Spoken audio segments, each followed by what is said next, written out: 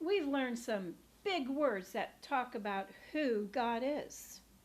God is omnipotent. Right? That means God is all powerful. We're going to learn another word today that tells us something else about God. God is omnipresent. How many parts to that word?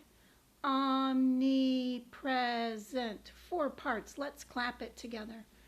Omnipresent. That means God is everywhere. Where is God? God is everywhere. We've been learning the importance of telling the truth. Our next lessons will show us how important it is to pray. Listen to learn how important prayer was to Daniel.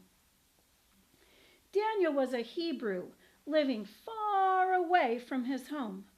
He'd been taken from his home when he was a young man.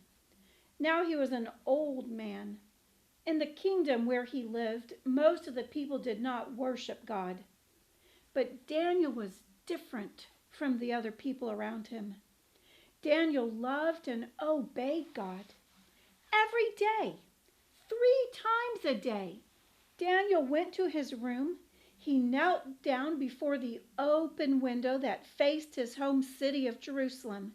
And 3 times a day, he prayed and gave thanks to God. Daniel was a very important man. The king, Darius, had made him one of his 3 top rulers in the kingdom, and Daniel had many men working for him. He did such a good job of leading these men that the king planned to make Daniel head over all of the kingdom, second only to the king himself. When the other leaders heard of the king's plans, they became jealous of Daniel. They wanted to find something Daniel had done wrong so that they could tell the king and make Daniel look bad. But Daniel was a good worker. He was faithful, responsible. Why, the men couldn't find anything Daniel had done wrong. Well, we're not going to find anything wrong with Daniel, said one of the men. Yeah, he's faithful and he does his work well. He's really responsible. But I have an idea. His God is very important to him.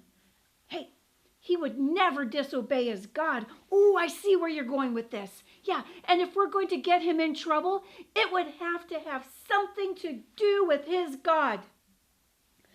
I know, said another man.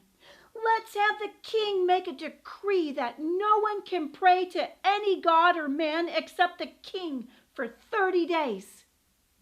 If anyone prays to someone else, that person will be thrown in the lion's den. Ha ha ha! This is a good plan, said the first man. That will be a sure way to get rid of Daniel.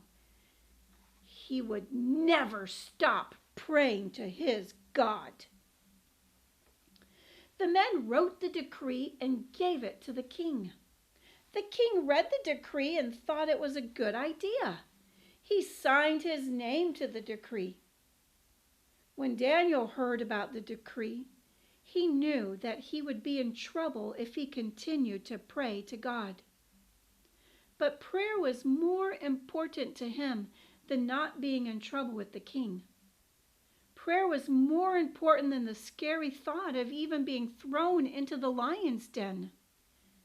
Daniel loved God enough to keep praying no matter what the king's punishment would be.